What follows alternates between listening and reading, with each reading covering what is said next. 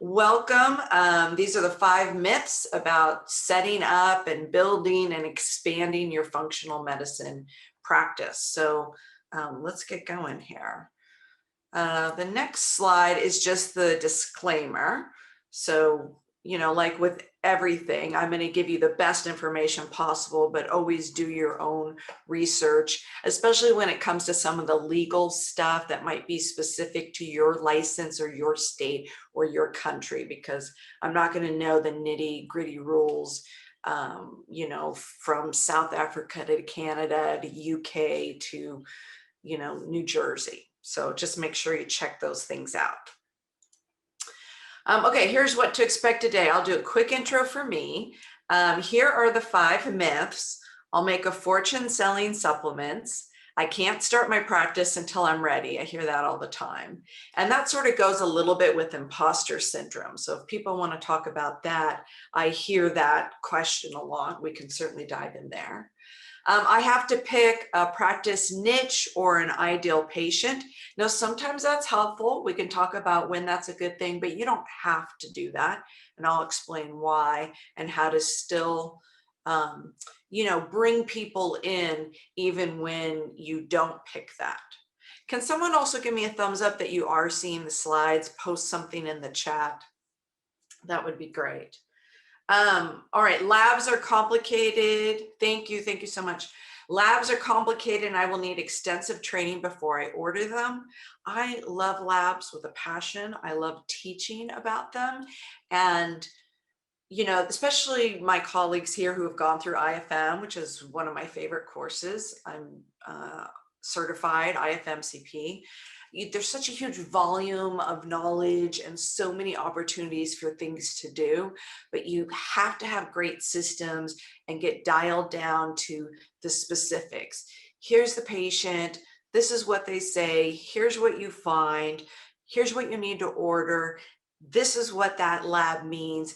And here's what you do as your next step moving forward. So it just has to be quick and easy. And I love teaching that part. So labs are a wonderful tool and they do not need to be crazy complicated at all. Everything from how you order them to what you do with them. So we'll talk a bit about that. And this is my favorite one. I'm a doctor, not a business owner. Or if you're a nurse or a nutritionist, whatever your license is, who's on the line here. Gosh, that's just such a wake-up call. So that's a fun one to talk about. That's my favorite one. And then I'll talk a little bit about what's next if you want more support, and then we'll do our live Q&A. Okay, so let's dive in here. Oh, that was my slide to tell you a little bit about me. The topics always interest me so much. But all right, if I'm new to you, as I said, my name is Dr. Zachary and my clinic is Body Love Cafe. If you want to check it out, here, I'll just put a link. I did the website myself. So every time I see it, I see all the mistakes and the things that could be better, but it works. It's high converting and that's really what matters. And we get the right types of patients and patients who understand what to expect. So could it always be better? Yes, but that's part of, moving forward when we get to, I think it's myth number 2, is taking imperfect action, right? Plus things evolve over the time. I've had that website for about almost 5 years now. And of course it's evolved over the years. But you're welcome to check it out. There's some good resources or things you might like or not like to model after. So that's that. My sort of like catch-all where I put everything else is Doc Zachary. It just has some basic information, the training courses I provide and some private coaching. There's a really cool freebie there for people who like things. There's a communication freebie as a practitioner to a patient. That has definitely helped me a lot in practice. So you're welcome to grab it and use that if you find that helpful. How I came to functional medicine is my license was as a DC going back 20 years now. And I was actually put out of practice by a car accident. And had two different styles of practices. And one was quite big, full insurance and PI and workers' comp and Medicare and going to court for patients and fighting for them and all of that. And then in the middle, when I couldn't practice anymore, had a completely different career and did some executive consulting with about 20,000 clients. A lot of them were in the health and wellness field. I would teach marketing and branding and sales and speaking. And I also created the world's first visual personality profiling system. And that was published by McGraw-Hill out of New York. So I was very busy. It was a lot of fun. I thought, well, that's just going to be my career from now on. But I got very sick. And like a lot of us who are drawn to functional medicine, it's usually something that happened to us. And so for me, I was so sick. Those of you in Western medicine, you might know of the primary immunodeficiency disorder, CVID, common variable immunodeficiency, genetic and some other possible causes, no known cure. And I was declared permanently disabled. And I would get IVIG in the infusion center with the cancer patients every 3 weeks at the local hospital. Social Security disability, lost everything, had to move home with my mom. And I was a single mom myself for 15 years. So it was a very, humbling is the nice way to say it. Absolutely nightmarish experience is the more accurate way to describe it. And I was just told that was my life. I never felt good. I had 7 different specialists who wouldn't communicate to each other. I was on 8 prescriptions. Just the IVIG was over $700,000 a year, and I paid 20 grand for it, and I never felt well. So that's how I found functional medicine. I used that to return to the land of the living. Getting off disability is a big deal. Starting over is a big deal. So I'm a big fan of starting a practice with as little to no debt as possible. I'm a 5th generation female entrepreneur, so I've started many businesses and made 6, multiple 7-figure incomes without any debt. I didn't even have credit cards for 18 years, so I really know how to do that. And I was starting from nothing. When I started Body Love Cafe, it was just me, 100 square feet in a tiny little room. And within the first year, I had to expand twice and move because the growth was so fast, 0 paid advertising. And I went to 1,400 square feet, 22 walls, and multiple practitioners. I'm about to go on a month sabbatical, so excited for that. We have multiple practitioners from MD, DC, registered dietitian, health coaches, body workers, energy workers, a whole range of people. And now, after seeing thousands of patients, I get to be in the role of clinical director. And my passion is teaching and doing private coaching and consulting. So very excited to have it evolve exactly the way I hoped it would. So that's my short and long story. Hopefully that's enough. If you have questions, let me know, but I want to get to the exciting stuff. Okay, myth number one, I'll make a fortune selling supplements. Now, I think that's what every supplement rep wants you to think. Just carry my line and you will make a fortune. And it sounds like a good moneymaker in the beginning. Oh, you get to make 50%. But the truth is that supplements are one of your tools in functional medicine, and it's a very valuable tool, but it's not a moneymaker, particularly in the beginning. It really sort of just pays for itself. And I think it's important to have that understanding and that perspective so that you price everything appropriately. Some people learn the hard way by, underpricing, thinking they're going to make this money with supplements, and then they don't. I'm also a big fan of never, having you feel like you're in the role of a salesperson. I have so many different ways I can teach people to start, including no inventory. I know colleagues who, they spent $15,000 to $50,000 on a supplement inventory, and quite frankly, it's not necessary at all. So like I said, I'm the queen of getting started on a shoestring budget. As a longtime business owner, I like you to be profitable from day one. That's what I've done with every business I've ever had. And right now I run 4 businesses. So it's possible. And especially for those of you who want to do a virtual practice with drop shipping and links. Now, I know some of you are big fans of Fullscript and Welluvate. I am not, and you might find that surprising.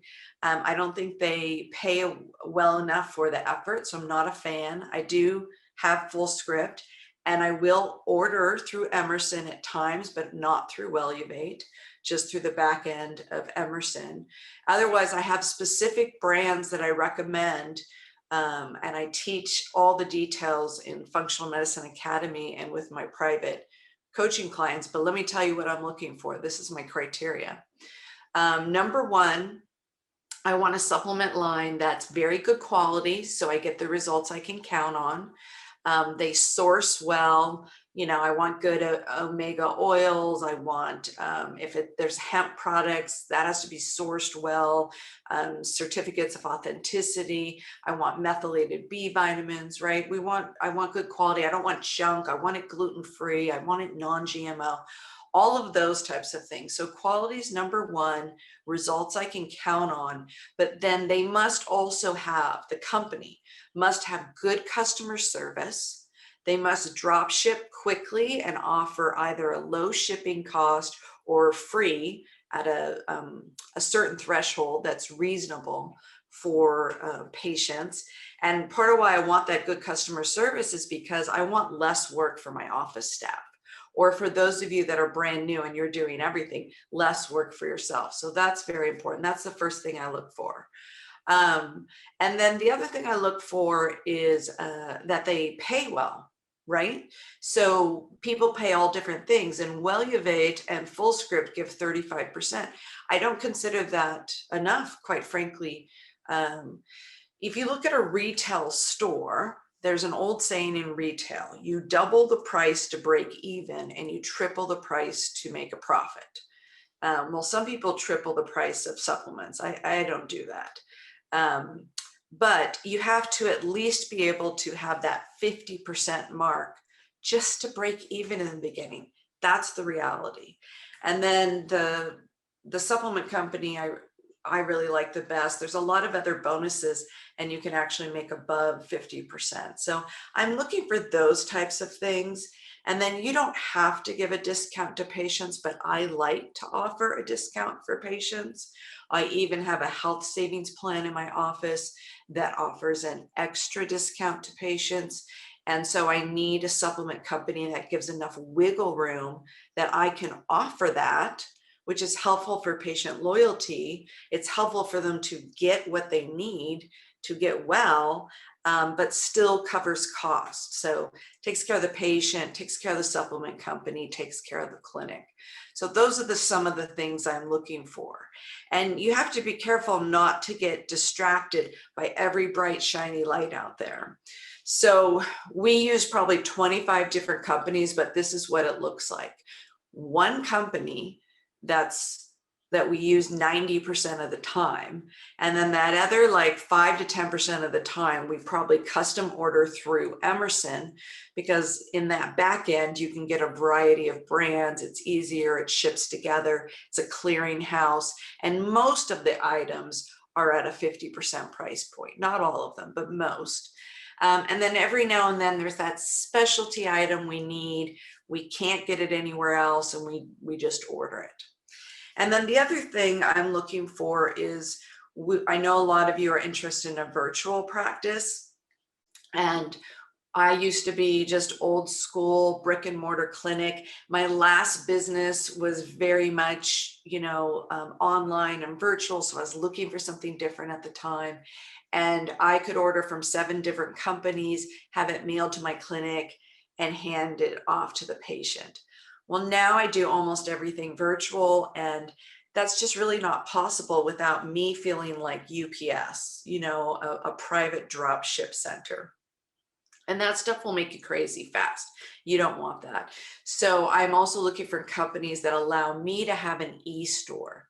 If I'm going to give a discount, I want a discount code that I can give to my patients and they can order directly. If I have senior citizens that are not computer savvy, we have staff that can help them, but otherwise it's very much in the patient's hands. We're not salespeople. We don't, we could be, but I have zero interest in that. I don't ever want to feel like I need to sell something off of a shelf. I want to always be in a position where I'm giving the best recommendation for a protocol. I will explain to the patient why I'm recommending it, but it's in their hands. So there's zero pressure for them to get things. I think this is very important for good customer service, for building trust, for patient retention, for practitioners to sleep well at night. And I know a lot of people see the gurus out there that are white labeling things, and some of you really want to white label. And if you do, I can talk to you about that. I purposely do not white label, because as soon as you white label a product, let's say I had the Body Love Cafe glutathione, now I'm a salesperson. Now I'm trying to sell our product. Whereas the role I'm in now is I get to just be the practitioner. I can make a recommendation, and then let's say because this has happened before. Let's say I have a supplement company I really like, and they change their manufacturing processes, and I don't feel like they're doing as good of a job. Well, on a dime, I can change to another company. It's no skin off my back. It doesn't slow down the business at all. If anything, it keeps that patient's trust. And I always want that flexibility. So now, as far as building income with supplements, I'll just tell you what I was doing now. I would only see patients 2 half days a week. I can tell you why that is. But setting up the structure of when you work and when you see patients is very important to have a happy practitioner. So for me, I would only see patients from 1 to 6 on Tuesday and Wednesday.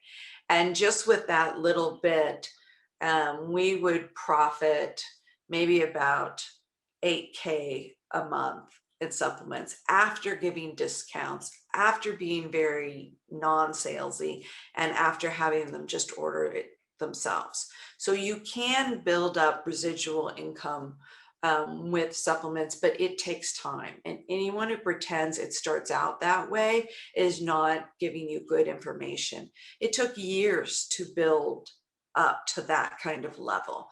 So what you can expect, and this is doing it, in an ethically honest way, is that as you go, it should pay for itself. And what I mean by pay for itself is it should pay for the effort involved.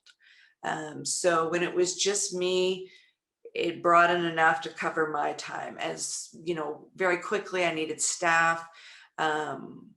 Within 6 months I'd have staff. It just took off so fast. It was so busy. I was drowning without having staff. And then I had to have more staff 3 months later, and then, more. And I think we have 8 now, but it should pay for the staff members to do their work, because as you add more patients and you grow, and then they need more supplements, and they need more meal plans, and they need more labs, and they have more email and more phone, it takes more work. And so that's what I mean, is it should cover that. And so it's more realistic that in the beginning and the first couple of years of growth, you will make money from supplements to fund your growth, so you won't be in debt. And then you will hit a threshold where it will build expected profit, but it doesn't start that way. Okay, so hopefully that's a pretty thorough answer for that. And if there's any questions, you can shoot them over. I know some people were joining us late, so you can shoot them over in the chat box, ask it so everyone can see it, or message me privately in chat, or wait till the end and we'll do questions then. Okay, myth number 2, I can't start my practice until I'm ready. So a lot of people feel that way. There are some basics to getting ready, but no, you don't have to wait till you're ready. What most people mean when they think that is, until they know everything. And you're never going to know everything. That's part of the wonderful thing about functional medicine. And as new patients come in, they're going to drive your learning and your growth. Someone's going to come in, it's going to be something you don't know. You may need to refer them out, but a lot of times you might say to them, you know, I haven't come across that yet. Let me see what I can find out. And then you're going to do some research. And part of why they're coming to see you is not because they expect you to know everything, but because you're the translator. You're the one that's going to take a complex subject. You have the advanced medical knowledge. You're going to figure it out and synthesize it in a way for them, and turn it into English language, something they can understand. And you're the only practitioner, even if, let's say, they're a complex case and they have a GI doc and an endocrinologist and an oncologist in their life and a dermatologist, you know, they have a lot going on. You may still be the only person who's looking at everything. And even with these other specialists, you're the hub that they keep coming back to help them understand what's going on, put it together, big picture, natural practices, et cetera, et cetera. So anyway, you know, if you do it right, you can be very, very busy. The other thing I hear, I can't start my practice until I'm ready, is sometimes people getting certain licenses. And the truth is if you're eager to get started, and sometimes we have to have like a more detailed conversation about this, depending on what your license is. But sometimes it makes sense for you to get started as a health coach or a nutritionist and start seeing patients and build your practice and do it slowly over time and not have pressure. And then as you complete your degree or your license, that's just another feather in your cap. You've already been building a community of patients and or clients and being known in the public.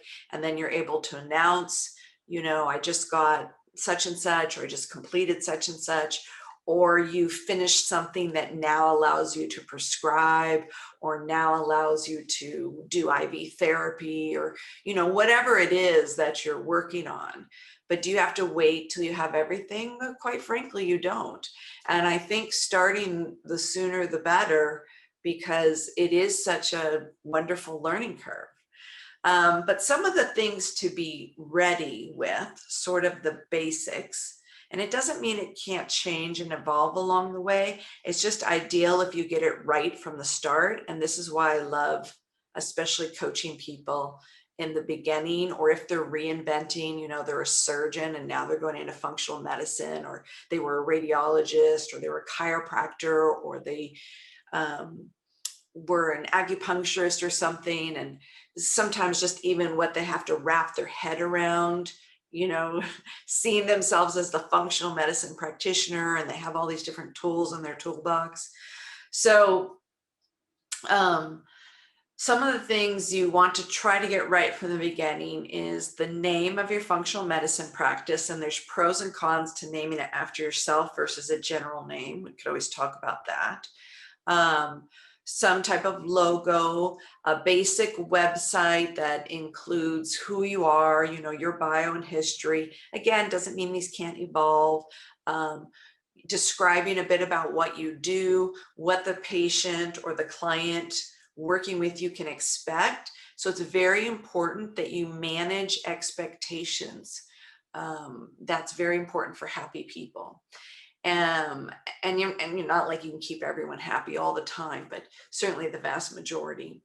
And then a list of services or a menu of services. I'm a big fan of having prices right up front, full disclosure, full transparency. And a lot of gurus out there will say, don't do that. But if you don't do that, that puts you in the role of having sales calls. And who wants to do that? Unless you're one of my private coaching clients that says, I want a concierge practice. I want everyone who comes in the door, they're going to drop $5,000 right from the front. Then we're going to set it up differently. Okay. And you are going to have sales conversations. But otherwise, most people running a clinic, You want as little barrier to care as possible. You want to make it as affordable as possible for them to get in, but also you have to justify not only your time, because you don't want to be in a situation where you feel resentful because you've underpriced it, but you need to cover all your expenses and make a profit. So pricing is very important. I can talk a bit about, when you increase pricing and supply and demand, et cetera, et cetera. But I like having prices right up front. You'll see it on our website, and that way people know what to expect. And if someone truly, thinks they can't afford that at all, then they're going to say no and go to another office, and that's fine, because there's plenty of people out there who need help. Let them find another office that's more in their price range, instead of wasting your time or the staff's time having a conversation when that's a barrier to begin. Okay, myth number 3. I have to pick a practice niche or an ideal patient. So this is like, I'm going to specialize just in thyroid. I'm going to be the thyroid care office, or I'm going to specialize in serving runners. Okay, I'm a marathoner myself. I'm not, by the way, I'm pretending to be you. I don't run. If I got chased, I'd have to turn and negotiate. It's nothing else I could do. But I'm going to specialize in runners or something like that. And you can do that. We can come up with clever names. It can be a good marketing tool. We can certainly attract a certain person. I can teach you how to do that. However, you don't have to do that. And if people tell you you have to, that's not accurate. There's a couple different ways to do it. One about the practice niche. When I started Body Love Cafe, I purposely, even though I've helped so many people do an ideal client, I purposely didn't do a specific niche because I didn't know what I'd want to do. I wanted sort of a little bit of this, that, and the other to see what I was most interested in.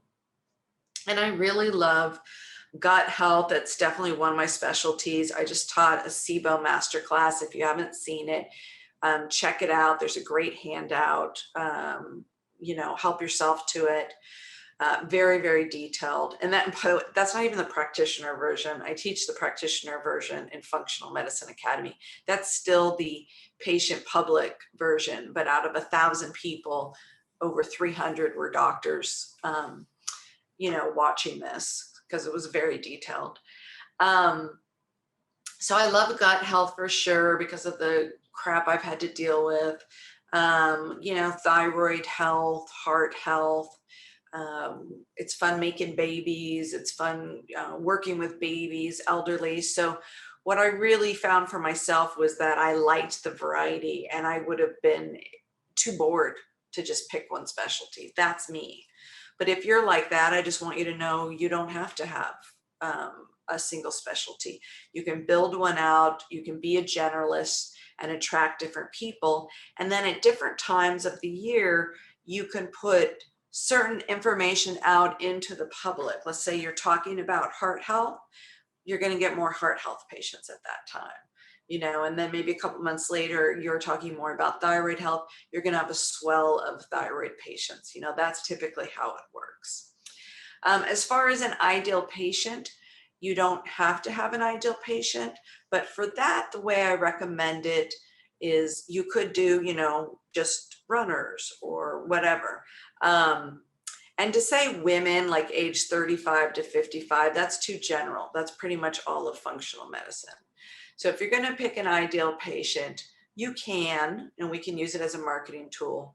Otherwise, what I prefer is if you go to DocZachary.com and you download the free resource, you're going to see these 6 character codes. That's from what got published with McGraw-Hill. And that's what I use for an ideal patient. 2 ways I use it. One is, first of all, know who you are. So just for fun, not that we're not all complex, because we are, but who are you? What are your personality strengths? What are your challenges? That freebie's a short version, shorter than the published book, but it's still quite detailed. So it's good to, know thyself. And then what kind of patient would you ideally like to work with from a personality standpoint. And so that's what I did, was pick the patient I wanted. And about 80% of the people coming in fit my model. And my website, if you look at my website, Body Love Cafe, it has a distinct look to it. It's designed to attract that type of patient, and the language and the pictures and the colors. And when I had the physical clinic, now we use 2 smaller physical clinics. And it's great, costs next to nothing. I don't even have to decorate it. But when I had the bigger clinic, I loved it. It was certainly a labor of love and as cute as can be, but it was designed a certain way to attract that ideal client that I wanted. And they loved it. They loved hanging out in there. So, you know, whether you have an office that looks slick and medical or high end, or it's looks, you know, Eastern and, you know, Buddhas everywhere, or it looks like a cozy living room with overstuffed chairs, sofa chairs.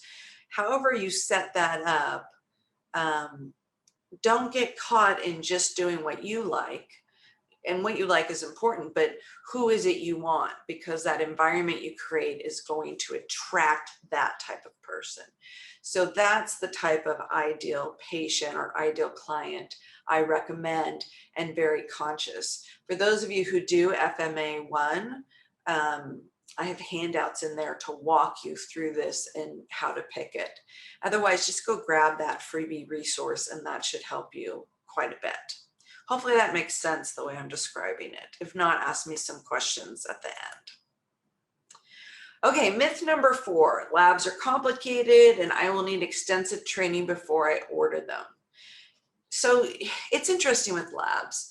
First of all, sorry, people are still popping in. I have to let them in. First of all, the thing with labs is more and more now patients are having access to their own labs. They're typically not as good of quality or as detailed as the practitioner level, but especially for those of you who don't have a license that allows you to order medical labs, this trend is helpful. You're at least able to get some information, and it's often in the patient's hands, and they're going to bring in labs and show them to you.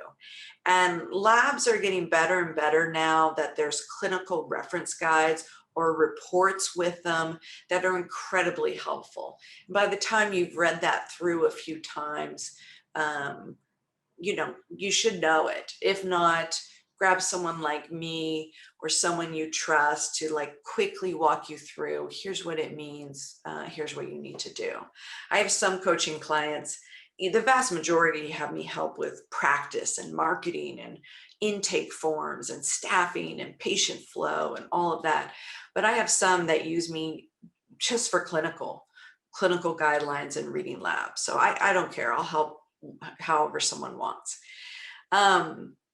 The thing with labs, just like with supplements, don't get distracted by how many options there are out there, because labs are like supplement companies. They're there to, you know, make a living and have a business, and some can be quite similar. And so you certainly don't need 3 that do the same thing. You just have to pick your favorite.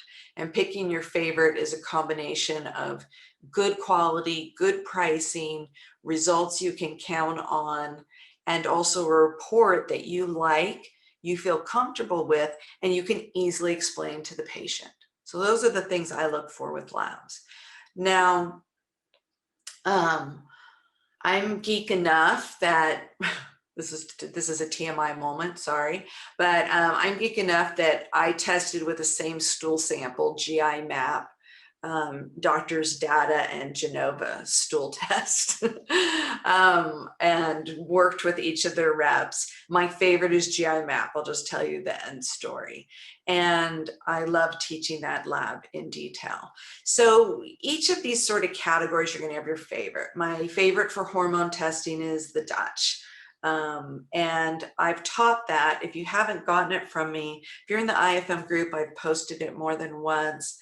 If you're on our email list, check one of the last emails where I sent out the link for the SIBO masterclass. Maybe it went to your spam if you haven't seen it. But I think the subject line said like, here's this SIBO masterclass recording. I also put in a link for a free training like this that was all about the with the treatment booklet included, a free case review that covered GI map, Dutch, leaky gut testing in the form of advanced intestinal barrier assessment, and allergy 88 testing. I like allergy 88 the best because it tests IgE, IgG, IgG4, C3D. The report's good. I could talk a lot about that. And what else did I give? Oh, I did a 2-hour free coaching call. It was a whole lot of different questions. So I gave that link. That's all in those emails. So yeah, you have a set of labs that are your favorites you'll use over and over again. And then when you sometimes need a specialty lab that's outside your norm, you'll pick that. One thing I really like is Rupa Health. I know people have been talking about it more. One of the functional medicine groups I was in, they just said, oh, we just do it through our office because it's cheaper and Rupa Health charges. I'm not connected to Rupa Health other than I use them and I love them. I have talked to the owner several times and told her what a good job I think they do. But they charge 7%. So if you have a $300 lab, that's around $20, right? It's next to nothing. And we have the patient cover the cost. And I always know something's good when I test it and then my staff threatens mutiny if I were to cancel it. And they did. They said I'm not allowed to mess with it. So before, I used to have a staff member dedicated to labs. She would order all the labs. She would drop ship all the different lab test kits. She would get in all the portals and download the reports. I mean, it was just a lot of work. And so with Rupa Health, and I think the website, I could be wrong here, but I think it's rupahealth.com, easy peasy. And they're out of San Francisco. I'm in California, but they serve the whole US, and soon I think they'll serve Canada, which if that's true, that would be fabulous. Or you might have another one local to you. It's essentially a lab clearinghouse. So the advantage is, you know, same types of things I'm looking for: good customer service, and they offer good customer service. They have a low cost. You have the option of, sounds like I'm doing a commercial for them, but this is just my experience. You have the option of having the patient pay them directly. So if you did not want the money going through your office at all, you can do that. And there are cases when that makes sense. What I would say, quite honestly, have it go through your office and pay for all these things.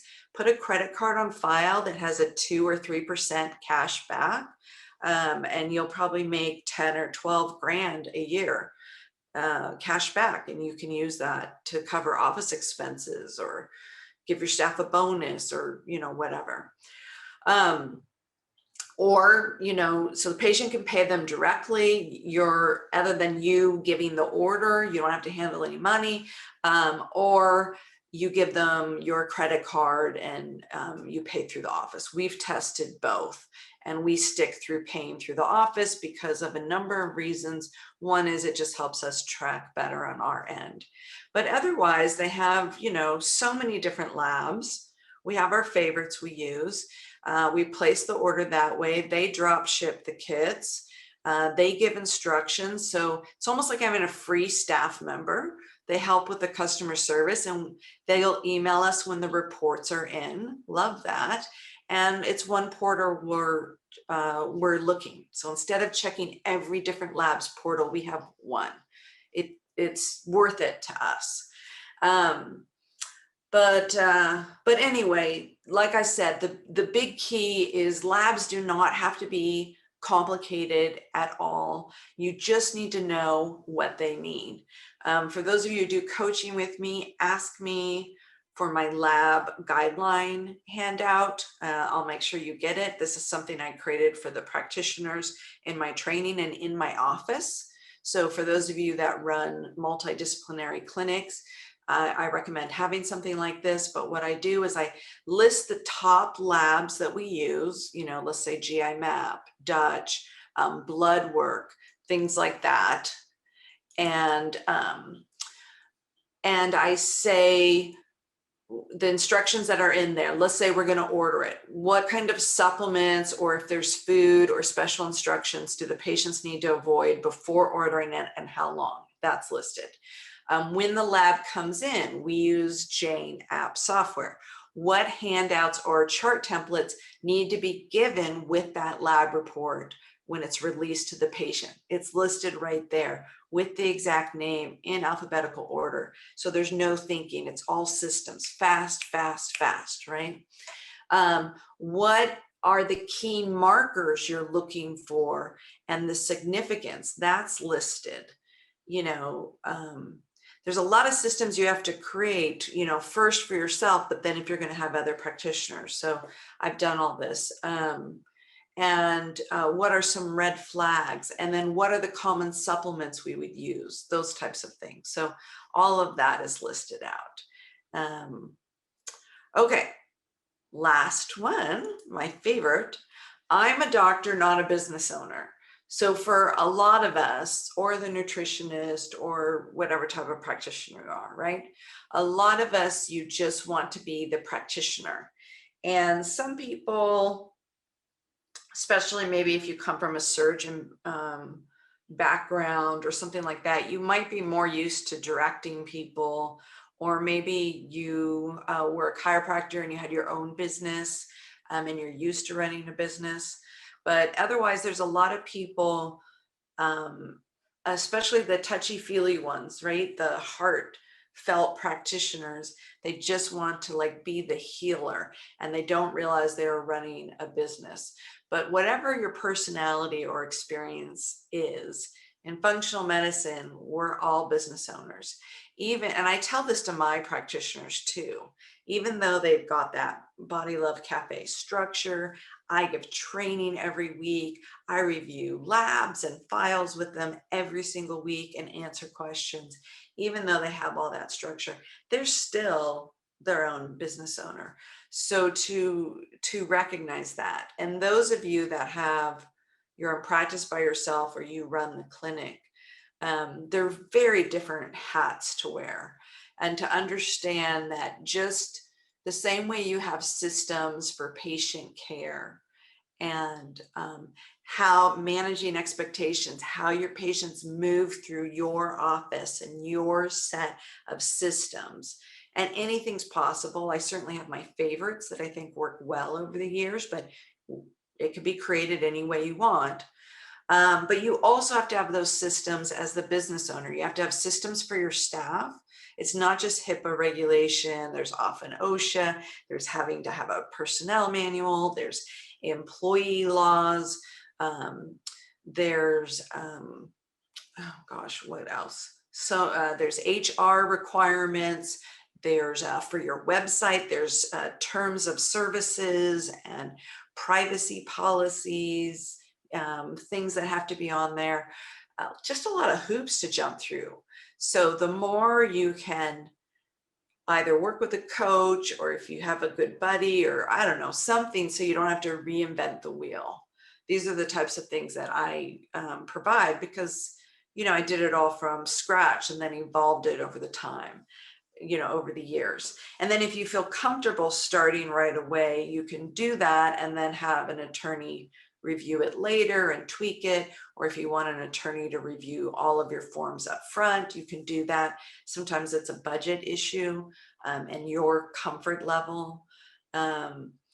There's also other insurances. Some people think only of their malpractice or additional insurance for doing nutrition and coaching, but there's also other insurances, you know, usually your malpractice is errors and admissions, but sometimes you need an additional policy, or you need a hazard policy, like a slip and fall, or you need a business property insurance. And then there's just the business of running a business.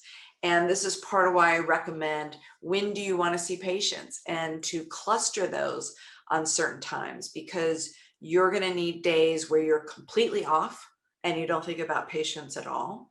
And you're going to need days where you do staff meetings, and days where you do marketing, and days where you look at your numbers. And some of you might be doing your own bookkeeping in the beginning, but even, I have a bookkeeper and a tax accountant, and I have to manage these people. So even once you have help, and you get more and more help, you still have to manage everyone and setting up systems. Because just like how you don't want to give patients your private cell number, because even 5 well-meaning patients who text you at 11 p.m. from the grocery store saying, is it okay for me to eat that? That'll make you bonkers. The same thing is a bunch of staff members or virtual assistants all asking you questions without any guidelines will also make you crazy. It'll be too much coming at you all the time. So especially as you get bigger, you're going to want boundaries. So setting up good practices and systems for yourself, so you understand, here's my hat when I'm practitioner. Here's my hat when I'm business owner, dealing with systems and money, and, finances, rules, all those hoops.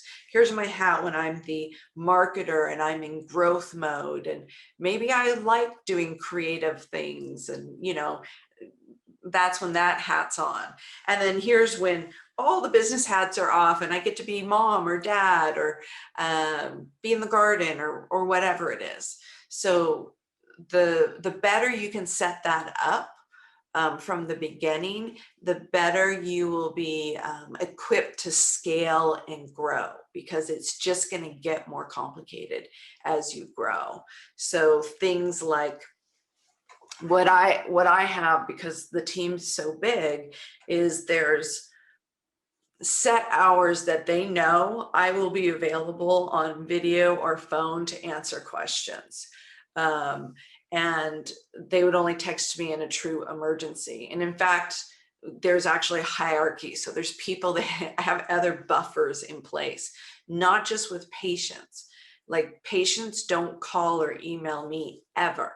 They go to the office, and then the staff communicates with me. And even when I'm sending a message back, it goes through the staff. That's very intentional. So there's always a buffer. But I also do it with my staff. So I have a specific person that I will talk to, and then the rest of the staff member, they go through that buffer too.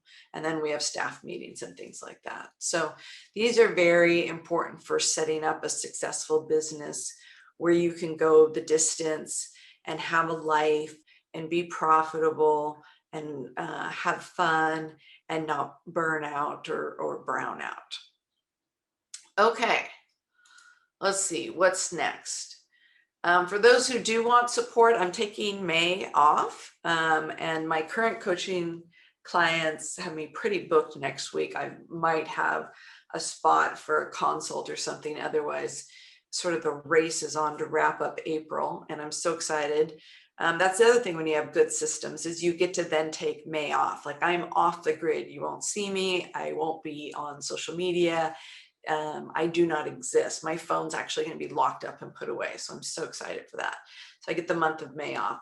And then June, I can do coaching and consulting again. This summer, we'll have the functional medicine classes begin again. Those are fun. IFM is brilliant. That's not designed to replace IFM at all. These are very practical courses. The first one, I don't always teach them in order, by the way, but the first one is like practice setup and forms and sort of a lot of what we're talking about today, but much more detailed. The exam, the report of findings, choosing labs. One is all about marketing. Love that class. That's a fun one. The rest are all clinical. So the other 5. And some people just pick and choose what they like. Others take all of them, and you can get certified. Do we have a payment plan? Yes, you can just pay for the class as you go. It's pretty inexpensive. I think it's $475 or something. But for those that want to do all of it and get certified, there's a pretty steep discount. And again, full disclosure, the price is on the website. So whatever it says on there is what it is. And there is a bundle with coaching. So if you want more info, help yourself. Otherwise, I do a lot of freebie stuff too, and try to help quite often that way. All right, that was a lot to just get out there, but this was designed for a quick call. I have 2 more interviews I have to film today, but I'm happy to answer any questions. So if you have anything on your mind, you can, and I think I might have missed one already, so let me see if I can grab it. You can unmute yourself and ask it, or just post it, and I'm happy. Someone asked if I was recording today. God, I hope so. Let's see.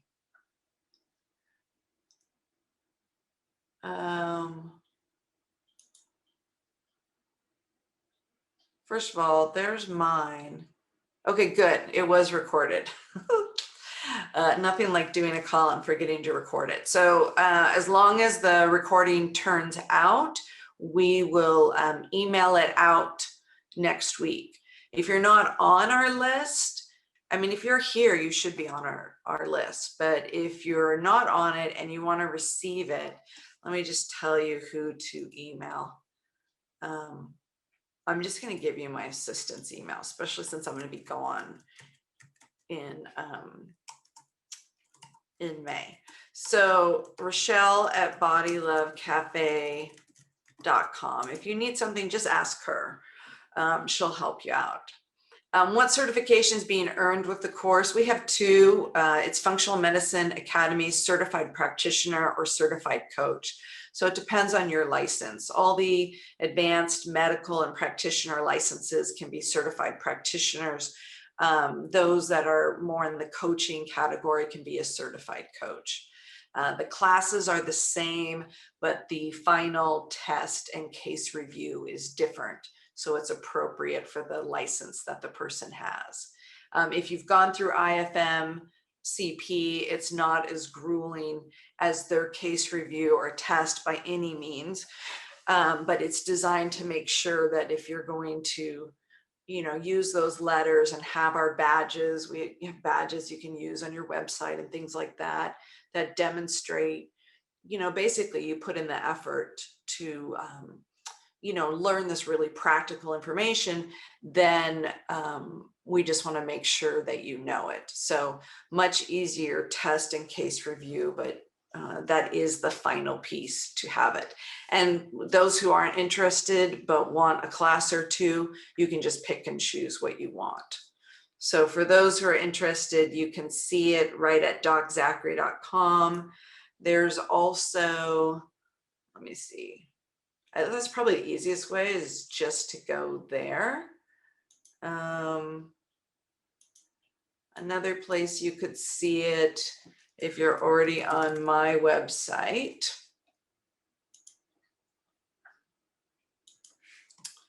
is you can see it here. So either one. Okay, good. We got some practice questions. Let's look at those. Getting started with a virtual practice while having a chiropractic office. Should I use a separate Jane software? Yes, especially if you were keeping everything together, you could keep it together. But if you're in a situation where you think you might sell it, or you're going to add a second location or separate it in some way, that I would not use the same software system. If it's always going to stay together, then it's perfectly fine to keep it together. Like our Jane software, we have 3 locations in it, and 8 practitioners, and they have different specialties, so that's fine. But otherwise, if we're talking about 2 really different practices and you may or may not keep one, you might be selling it, then I would make it separate. So once you answer that, as far as a separate virtual assistant, not necessarily. If you have a really good virtual assistant, they can do a lot of things for you, depending on who they are.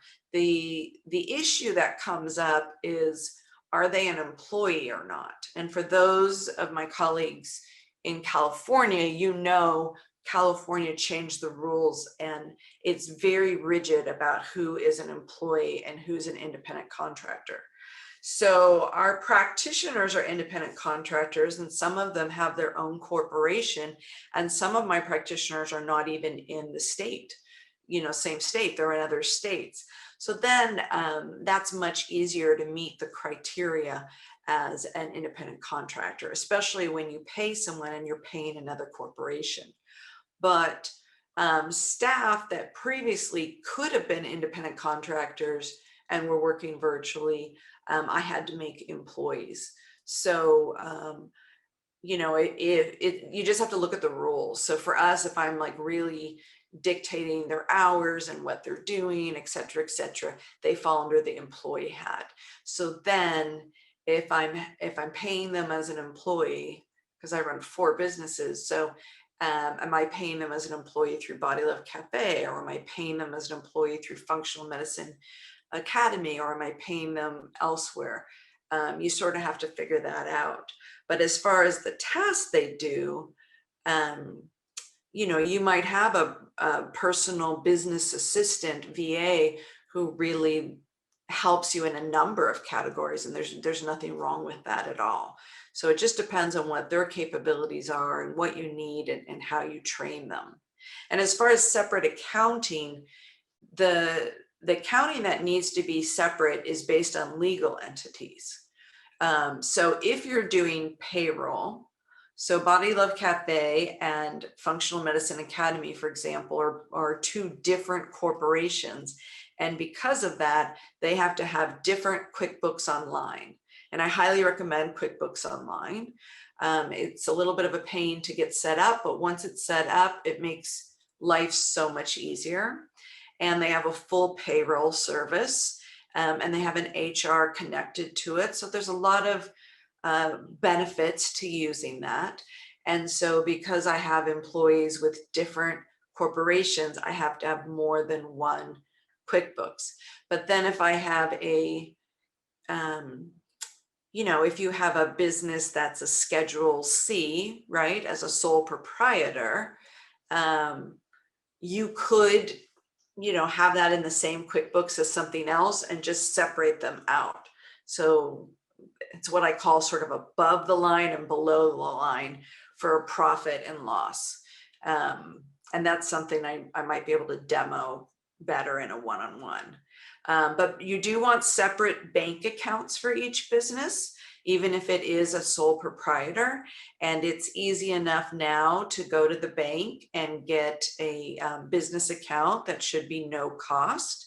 And maybe get a few checks printed for that. But otherwise, as much as possible, keep that business banking as clean as possible. And ideally, have a credit card that you use for each business. Now, if you're brand new starting out and that's not possible, that's fine. You just need to be able to track it. That's where QuickBooks comes in handy. And these are personal expenses over here, and these are business expenses. But the best practice would be your Citibank card is for your business, and your Capital One card is for your personal life and your groceries or something like that. That's best practices. I highly recommend credit cards with cash back. And the other thing I want to recommend is that you start building business credit. So you get a Duns and Bradstreet number, and you can actually, in fact, Capital One, Spark has a good business credit card. Now, if you don't start this way, don't even worry about it. This is over your head, skip it. But for those of you that are a little bit farther along, NAB is a good resource, and you want to start building business credit so you can actually get loans or credit if you need it at some point in your business name. Especially, this is an important lesson over the last year with COVID, when you think about business leases. So I'm thinking of a colleague I know, an acupuncturist, who was personally on the line for a build out of a clinic, and had chiropractor and a psychotherapist and massage therapists and other acupuncturists, and I can't even remember who else, but a bunch of people renting space. Well, when COVID happened, they all left and then left her in this situation. And a lot of people, you know, ended up going bankrupt because they didn't have anyone to rent to. And that's a really hard lesson to learn, where you have a personal guarantee versus a business guarantee on a lease. And not getting caught in contracts like that and spending money, I mean, that's definitely one of my specialties. So don't be afraid to ask questions. Sarah, first time watching, is it possible to get the links from previous recordings? Yes, probably the easiest thing is to email Rochelle, but let me see if I can put a couple in for you right now. So I gave you Rochelle's email. Let's see, here is the case review link. It's sort of hidden from the public, so I just give it to you guys so you have it. That's one where I talked about, it was a case review, an actual patient with Dutch hormone testing, GI map, intestinal barrier. My favorite, you know, leaky gut test includes, it's a blood test for zonulin, DAO, diamine oxidase, histamine, and lipopolysaccharides. So that's my favorite one. And it had an allergy 88 test. This is the Dutch one. These might get squished together when I post more than one thing. Sometimes that happens. That's the Dutch one. This is the treatment guide booklet. So if you haven't gotten this from Dutch, this is a wonderful resource you can just grab for free. This is, let's see, as I'm pulling it up. This is the link here to that freebie I told you about that has one of the ways you can look for your ideal patient and gear around marketing, but it's that personality profiling. There's a section on staffing for hiring staffing, their strengths and their weaknesses. And then there's a practitioner to patient communication section. That was not even in the McGraw-Hill book. I wrote that separately just for y'all because there's some awesome secrets in there, including you know, your patients, even virtual, like on the phone or video, you can tell who they are and what to do if they get upset, like little tips and tricks for how to communicate with them and sort of diffuse tense situations. The book's still in print. It's on Amazon. You're welcome to get it. But, you know, and I don't want to discourage you from buying books, but honestly, that freebie has a fair amount of detail. The book is called, it has my, I told you I was a single mama forever, so it has my maiden name, but How to Read a Client from Across the Room. If you search for that on Amazon, you'll find the actual book. But in that freebie is the unique practitioner patient section. And then let's see if I can find that coaching link. Let's see. And I can give you the SIBO masterclass if you want that one too. Oh, here, I found it. Okay, so I did a live 2-hour coaching call. People asked a lot of different questions. Here's that link. You're welcome to check it out. And then this is the SIBO one. So if you're interested in SIBO and gut health, this is quite detailed. And there's a great handout. So right under the video is a very detailed handout. Make sure you snag the handout. And one more thing you might like, and this one you're welcome to borrow and, you know, make it your own. if you find it helpful. This is a freebie I use for patients. It's called 15 Darn Things Keeping You Fat or Sick. One of the things that's fun about something like that is you can create one, customize it for yourself. Maybe it's a different topic. Maybe yours is just about hormones, whatever fits your practice, but have something like that. And it has wonderful information, but you can also put in some verbiage about yourself or your practice. And then the thing I like about that is it lists the 15 things, but then at the end, what I did was, it's like on page 18 or something, I listed what's the testing, what's the functional medicine testing you would get for each of the 15 things. So if a patient is reading it and thinking, oh, gosh, number 4, leptin resistance, that sounds like me. Or number 13, estrogen dominance, that sounds like me.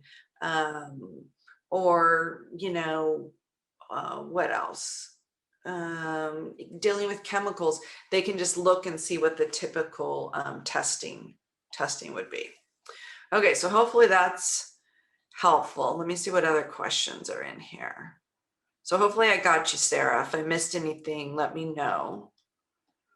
Where do I look for regulations of staff, employee, and independent contractors?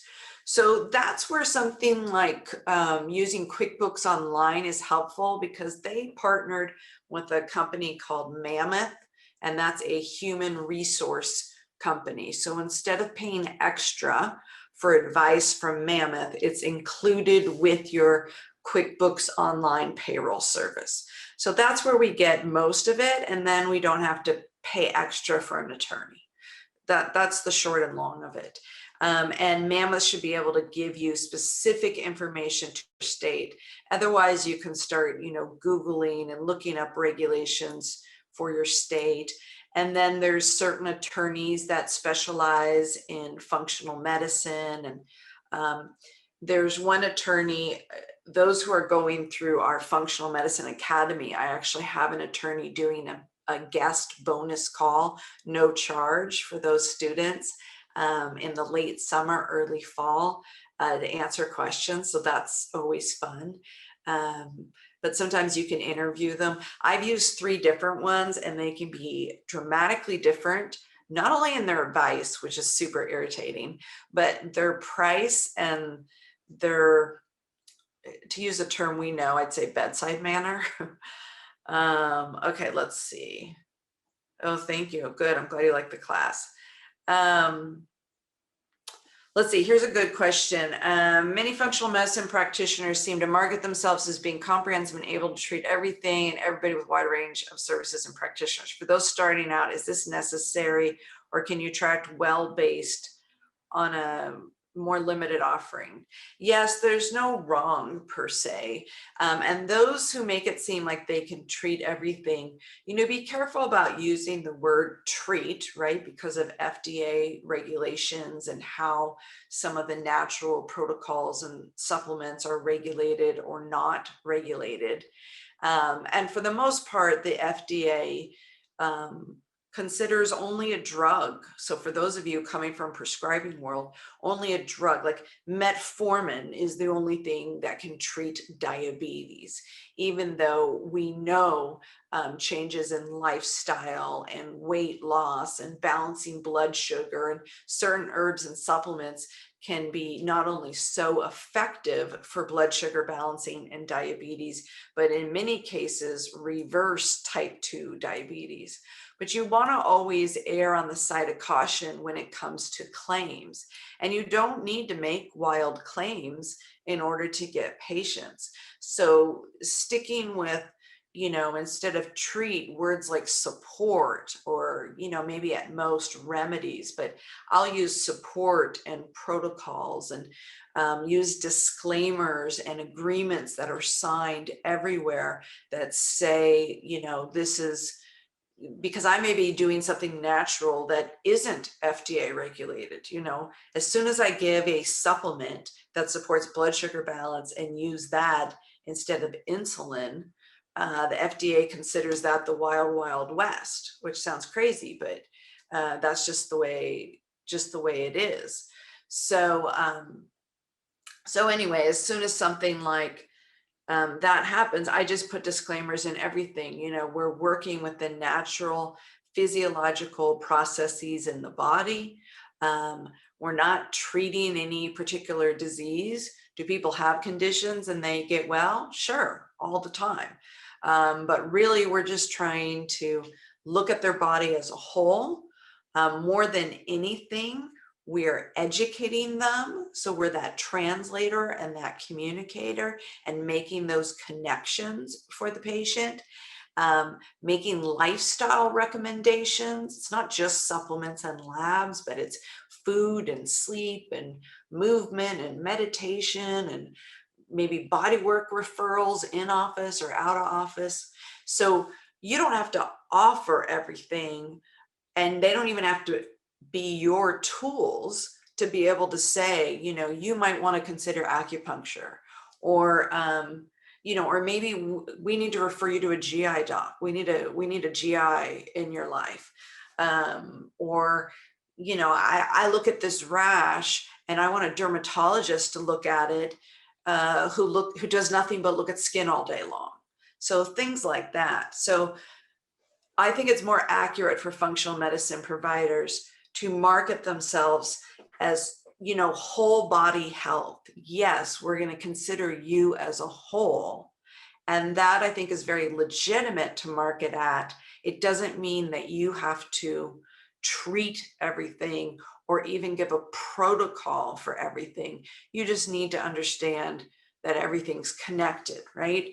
You need to know that everything's connected head to toe, that it's not just physical, but it's also mind, and it's also spiritual, and it's also, you know, stress at work, and their living environment, and, you know, generational trauma, you know, ACE, adverse childhood events or adverse childhood experiences, all of those things. Now, if that still makes you feel uncomfortable starting, then it's perfectly fine to say, I feel like I can nail it in the land of thyroid. Or, you know, I really have a passion for weight loss, and that's where I'm going to start. That's fine. It's just the thing I would say is, please consider, if you feel like you're going to expand later, then I would still name your business something more broad, and that give yourself a broader umbrella. And then it's fine to focus your marketing efforts on one topic that brings a lot of people in. I just want room that later, so let's say you started with weight loss, later, once you're nailing the weight loss and you say, you know what, I really want to bring in thyroid, it's easy peasy to add it to your website. And then later, you're, you know, nailing weight loss and thyroid, and you say, you know, I'm really ready to tackle more of these gut health conditions, you can bring that in. So that's the thing I would suggest. But if you know yourself well enough that this one topic is your end all be all, you're never going to change, then just set it up that way. I have some practitioners, you know, they're licensed. I'm thinking of a PhD in particular, and the world they were coming from, of, you know, psychotherapy and whatnot, that maybe specializing in the brain, that's going to be their umbrella, and the things that fit under that. That's fine. That works for them. Okay, is there any other question? Otherwise, I think I'm going to move on because I have a lot to do. If you need anything, please reach out.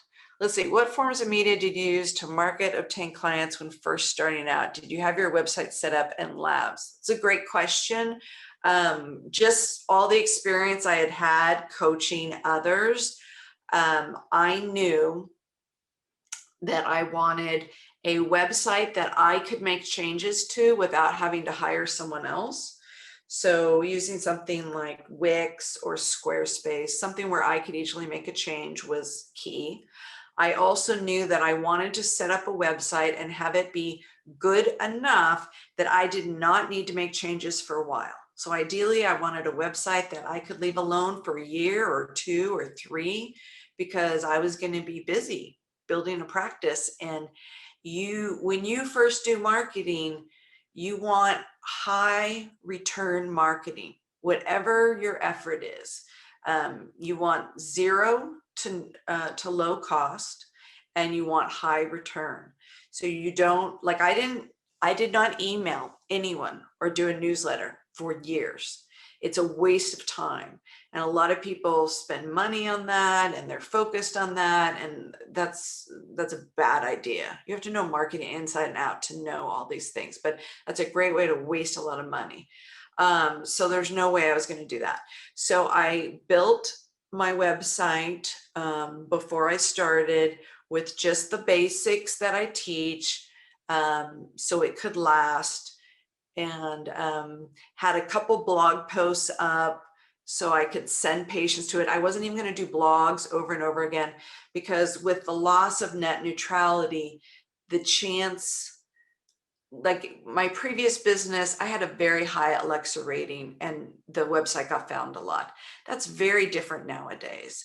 So anyone who tries to tell you otherwise, that's inaccurate. Most people are going to find your website because they're looking for it.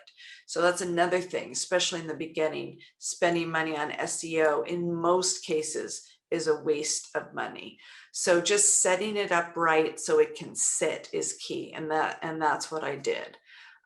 So people who wanted to find it, or if I sent them to it, here, go read more, it was ready. It's like an online business card, and it's for credibility, listing your services, scheduling, that kind of stuff. And then there's some SEO you can do that's completely free, that can be specific to your area. The more specific you make it, the better it will work. And that's what you want to do for money and cost in the beginning. And then for labs, I did blood labs in the beginning, and I just started adding them as I went on. When I work with new practitioners now, I teach them like the 5 basic labs to have. So within a couple sessions, they're completely confident in ordering them, what they mean, and what to do when they get them. Those who don't do private coaching, but they do Functional Medicine Academy, I talk about labs all the way through every course. Every time I teach a class, I talk about the lab that's related to the content. So I'm always talking about labs. But you can get started. It's just some of those basics. Who are you? What's your name? What's your entity you're going to start with? You can start as a sole proprietor. I did. So if you don't even have the budget to start out as a corporation, that's fine.